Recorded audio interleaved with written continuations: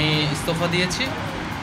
এছাড়াও এই জুলাই ফাউন্ডেশন, জুলাই শহীদ স্মৃতি ফাউন্ডেশন সহ সরকারের যেই সকল কমিটিতে আমি ছিলাম, এই সকল কমিটি থেকে আমি সাথে একই সাথে ইস্তফা আমার হচ্ছে। মূলত একটি গণ অভ্যুত্থানের প্রেক্ষিতে 8ই আগস্ট আমরা গণ অভ্যুত্থানের প্রতিনিধি হিসেবে প্রথমে 2 জন এবং পরবর্তীতে আরও একজন 3 জন অন্তর্বর্তী সরকারে দায়িত্ব নেই অন্যান্য উপদেষ্টাবৃন্দের সাথে। তখন দেশের জাতীয় নিরাপত্তা এবং গণ অভ্যুত্থানের আকাঙ্ক্ষা বাস্তবায়নের লক্ষ্যে আমাদের সেই সময় দায়িত্ব গ্রহণ করাটা আমাদের কাছে মনে হয়েছিল যৌক্তিক। গত 6.5 মাসের প্রেক্ষিতে সরকার কাজ করছে, হয়তো আমরা আশানুরূপ ফলাফল এখনও পাইনি, কিন্তু আমার কাছে মনে হয়েছে যে সরকারের একটা স্ট্যাবিলিটিতে সরকার এসেছে এবং ব্যক্তিগতভাবে সরকারের বাইরে যে দেশের বর্তমান যে পরিস্থিতি, সেই পরিস্থিতিতে একটি রাজনৈতিক শক্তির উত্থানের জন্য আমার রাজপথে থাকা প্রয়োজন, ছাত্র জনতার কাতারে থাকা প্রয়োজন এবং আমরা যে গণতান্ত্রিক পরিবর্তনের আকাঙ্ক্ষা করি সেই আকাঙ্ক্ষার জন্য এবং আমার যে গণ অভ্যুত্থানে যে ছাত্র জনতা অংশগ্রহণ করেছে সেই শক্তিকে সংহত করতে আমি মনে করেছি যে আমার সরকারের থেকে আমার সরকারের বাইরে রাজপথে আমার ভূমিকা বেশি হবে এবং আমার বাইরে যারা আমাদের সহযোদ্ধা রয়েছেন তারাও এটি চান এবং সেই প্রেক্ষিতে আমি মূলত আজকে পদত্যাগপত্র জমা দিয়েছি। গত 6 মাসে আমি আমার জায়গা থেকে চেষ্টা করেছি কাজ করে যাওয়ার। 2টি মন্ত্রণালয়ের বাইরেও অনেক অতিরিক্ত দায়িত্ব আমাদের পালন করতে হয়েছে।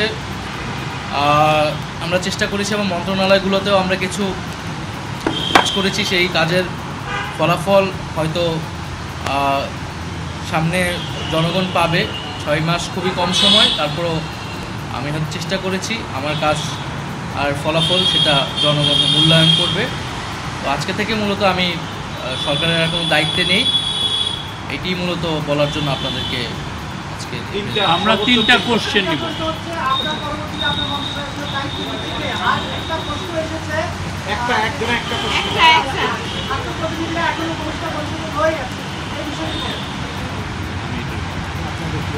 আমার পরে দায়িত্ব নিবে এটা আসলে ক্যাবিনেটে, পরবর্তীতে এটা ক্যাবিনেট ঠিক করবে, উপদেষ্টা পরিষদে ঠিক করবে।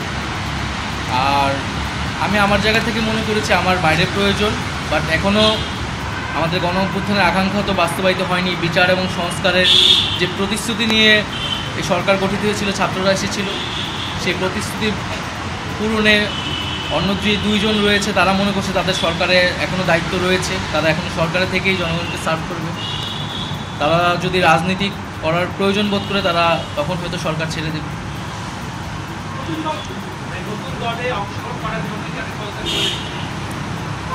হ্যাঁ, নতুন যে রাজনৈতিক শক্তি এবং দল গঠন হচ্ছে আমি সেখানে অংশগ্রহণ করতে আমার অভিপ্রায় আছে এবং জনগণের সাথে মিশে আবারও জনগণকে ঐক্যবদ্ধ করা এবং আমাদের যে গণ অভ্যুত্থান এর যে প্রতিশ্রুতি সেটা বাস্তবায়নে মাঠে থেকে কাজ করার লক্ষ্যেই আমি সরকার থেকে পদত্যাগ করছি।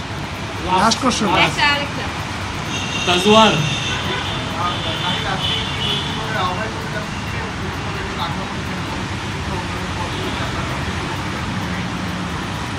এটার জন্য আপনাদের দলটির যেদিন ঘোষণা 28 তারিখ সেদিন পর্যন্ত অপেক্ষা করতে হবে, সেদিনই এটা জানা যাবে।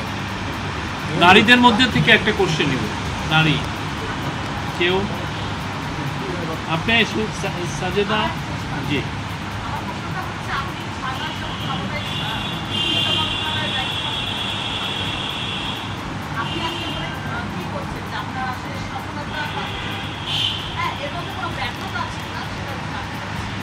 না, আমাদের তো অনেক সীমাবদ্ধতা ছিলই, আমরা সেই সীমাবদ্ধতাগুলো কাটানোর চেষ্টা করেছি সবসময় এবং এখানে সীমাবদ্ধতা ছিল, আমলাতান্ত্রিক জটিলতা ছিল। আমরা এসে এই ব্যুরোক্রেসিকে যেভাবে পেয়েছি, এখানে পুলিশ যে তার আত্মবিশ্বাসের ঘাটতি হয়েছে আন্দোলনের পরে এবং একই সাথে এখানে এই জুলাই গণহত্যাকারীদের জুলাইয়ের যারা গণহত্যাকারী তাদেরকে গ্রেফতারের বিষয়টা, বিচারের বিষয়টা, সেই বিষয়ে আমাদের কিছু সীমাবদ্ধতা থাকা সত্ত্বেও আমরা কাজ করেছি। আমি জনপ্রশাসন কমিটির একটা দায়িত্বে 2 সপ্তাহের মতো ছিলাম। 2 সপ্তাহের মিটিংয়ে আমরা সিদ্ধান্ত নিয়েছি যে যারা 18 সালের ডিসি ছিল এবং দুর্নীতির সাথে জড়িত ছিল তাদেরকে সরানোর ব্যবস্থা, এরকম কিছু উদ্যোগ আমরা নিয়েছি। এবং আমি আশা করব যে অন্তর্বর্তীকালীন সরকার সামনের দিনগুলোতে জনগণের যে আকাঙ্ক্ষা, গণঅভ্যুত্থানের যে আকাঙ্ক্ষা, সেই আকাঙ্ক্ষা বাস্তবায়নে তারা সচেষ্ট হবে এবং দেশের যে আইন শৃঙ্খলা পরিস্থিতি, সেই আইন শৃঙ্খলা পরিস্থিতি এবং দ্রব্যমূল্য নিরসনে তারা সফলতা দেখাতে পারে।